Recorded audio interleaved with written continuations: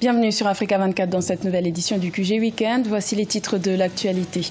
La liste provisoire des candidatures recevables a été publiée en République démocratique du Congo.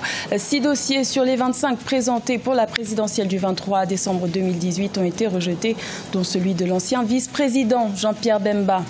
L'opposant malien Soumaïla Cissé rejette en bloc le verdict de la Cour constitutionnelle qui approuve la victoire du président sortant Ibrahim Boubacar Keïta à l'élection présidentielle.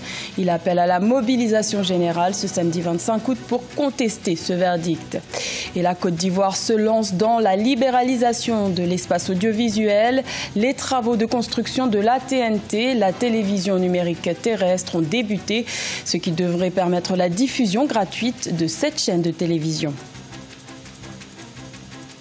En République démocratique du Congo, la commission électorale a publié la liste provisoire des candidatures recevables pour l'élection présidentielle du 23 décembre. 19 candidatures sur les 25 présentées ont été retenues par la commission électorale pour la présidentielle.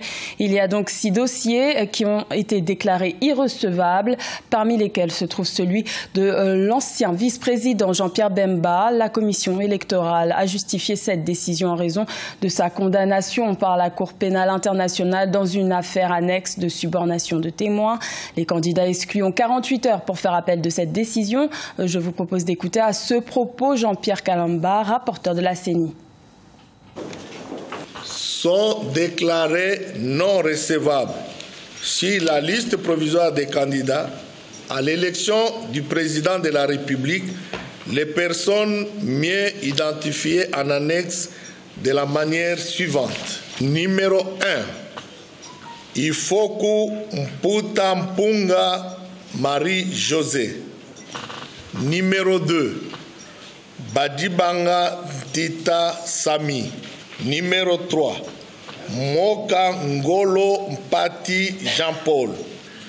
Numéro 4, Muzito Fumuchi Adolphe.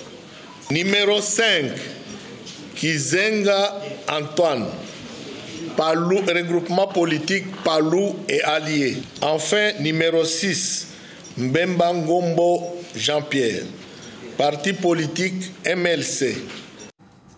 Au Mali, l'opposant Soumaïla Cissé s'est exprimé le 23 août pour la première fois depuis le verdict de la Cour constitutionnelle qui donne définitivement Ibrahim Boubacar Keïta vainqueur de l'élection présidentielle avec plus de 60% des suffrages. L'opposant a déclaré ne pas reconnaître ce verdict et a appelé à la mobilisation générale ce samedi 25 août. Reportage de notre correspondant Mokhtar Bari. Avec 32,94% face au président sortant Ibrahim Boubacar Keïta, Soumaïla Cissé s'est adressé à la presse pour la première fois depuis le verdict de la Cour constitutionnelle. Devant un parterre de militants acquis à sa cause, le candidat de l'IRD et de la coalition Ensemble Restaurant l'Espoir, Soumaïla Cissé, rejette en bloc le verdict de la Cour constitutionnelle. Je rejette catégoriquement et sans équivoque les résultats proclamés par la Cour constitutionnelle. Je ne reconnais pas élu le président déclaré par elle. Cette institution s'est discréditée en se constituant prisonnière volontaire d'un régime autocratique. Selon Soumaïla Cissé, des bourrages d'urnes ont eu lieu dans les régions du Nord et dans les zones CMDT et Office du Niger. La Cour constitutionnelle est pointée du doigt. Il appelle les Maliens à la résistance. J'en appelle à la mobilisation de tous les acteurs politiques et de la société civile, aux candidats à l'élection présidentielle, aux partis politiques, aux associations de jeunes et de femmes, aux syndicats et à tous les Maliens et tous les Maliens épris de paix et de justice pour la constitution des larges fronts pour la sauvegarde de la démocratie. Ce samedi 25 août 2018, une marche dite synchronisée est prévue sur toute l'étendue du territoire, mais aussi dans les autres pays abritant des communautés maliennes. Un nouvel accord de financement a été trouvé entre le Libéria et la Banque africaine de développement. Au total, 10 millions de dollars vont être déboursés par la BAD pour améliorer la gestion financière du Libéria, qui compte renforcer son taux de croissance estimé à 2,6% en 2017. Ange Bijou-Nomenio. 10 millions de dollars, c'est la valeur de l'appui budgétaire octroyé au Libéria par la Banque africaine de développement, avec pour objectif de permettre au pays d'améliorer la gestion de ses finances publiques et de renforcer son taux de croissance économique qui est de 2,6% en 2017. La banque va proposer un certain nombre de consultants et assister le gouvernement libérien dans l'amélioration de la gestion des fonds des finances publiques. Donc, l'argent ne sera pas mis directement dans les caisses du trésor libérien, mais sera décaissé au fur et à mesure qu'un certain nombre de critères sont réunis et surtout pour payer les consultants. Selon la Banque africaine de développement, les perspectives budgétaires sont menacées par la faiblesse de la croissance économique du Libéria. Après une croissance de 0,7% en 2014 et 0% en 2015, l'économie s'est contractée de 1,6% en 2016. Le grand défi, c'est le chômage, notamment des jeunes. Et vous savez, le taux de croissance de presque 3%, 2,8%, c'est pas suffisant pour effectivement résorber le taux de chômage qui est assez élevé au Libéria. Et peut-être que cet accord avec la Banque africaine de développement pourrait réorienter certaines des dépenses pour pouvoir aider le président à atteindre certains de ses objectifs. C'est le troisième appui budgétaire accordé par la BAD au Libéria. Depuis 2010, ce pays a bénéficié d'un financement cumulé d'environ 100 millions de dollars auprès de l'institution panafricaine. C'était un projet attendu de longue date en Côte d'Ivoire. Les travaux de construction de la TNT, la télévision numérique terrestre, ont débuté.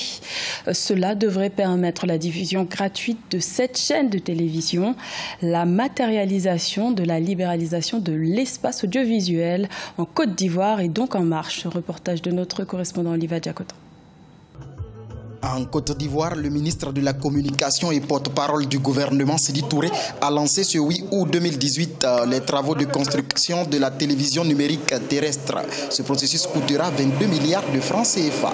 La capitale économique, Abidjan, sera la première desservie par la télévision numérique terrestre d'ici la fin 2018. Mon service de communication, donc dirigé par Josiane, est à pied d'œuvre. Ils ont déjà des plans qui sont sortis, des plans de communication. Ils vont aller à travers tout le pays avec des caravanes à rencontrer les populations, leur expliquer qu'est-ce que c'est que la TNT, comment faire pour recevoir la TNT. Ce programme est déjà prêt. Cette télévision se sont déjà enregistrées pour expérimenter ce nouveau processus de diffusion numérique. Il s'agit de 4 médias privés et 3 du service public. Leur diffusion à travers la télévision numérique terrestre va matérialiser la libéralisation de l'espace audiovisuel en Côte d'Ivoire. Je pense que la concurrence stimule les différents projets et c'est grâce à nos différents compétiteurs que nous saurons nous proposer le meilleur produit aux Ivoiriens et au paysage audiovisuel en général. L'accès aux chaînes grâce à la télévision numérique terrestre sera gratuit en Côte d'Ivoire. En rappel, ce procédé est une évolution technique dans la télédiffusion car il favorise une meilleure qualité d'image et de son.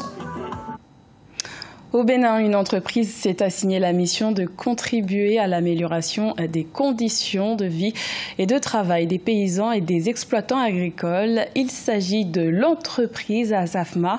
Cette société fabrique des machines agricoles depuis 2013.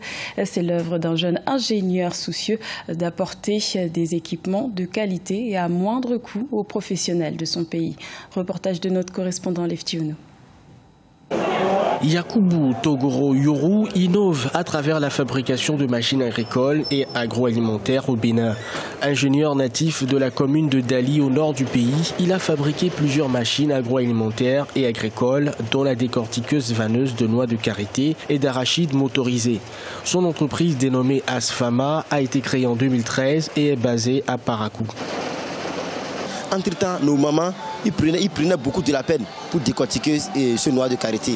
Vous voyez, c'est qu'il faut, quand il est temps de le faire même, c'est-à-dire qu'il faut solliciter un grand monde avant de retrouver ces résultats. Aujourd'hui, maintenant, avec cette machine qui a été mise en place, en une heure, vous faites 800 kilos. Asfama regroupe une vingtaine d'apprentis et une dizaine d'ouvriers, dont 2 artisans tourneurs et un forgeron. Yakubu Togoro Yoru entend s'investir afin de relever les défis en matière de création d'équipements à travers le secteur agroalimentaire et agricole. Nous ne pouvons pas dire qu'on est satisfait et on ne peut jamais dire aussi que ça ne marche pas parce que suite à ça, on a eu aussi à donner de travail à d'autres personnes qui sont là, qui sont en train de travailler aujourd'hui à cause de cette entreprise, eux-mêmes sont en train de survivre. Grâce à ses recherches, Yakubu Yoru a été plusieurs fois distingué au plan national et international. En 2014, il a remporté le prix au Salon national des artisans en 2015, le prix d'encouragement au Salon international de l'artisanat de Ouagadougou, Siao. En 2017, le trophée des innovations et en 2018, le prix meilleur innovateur à la soirée des Oscars des élites. Ce journal a été réalisé par l'ensemble de la rédaction. Merci de votre fidélité. L'information continue sur Africa 24.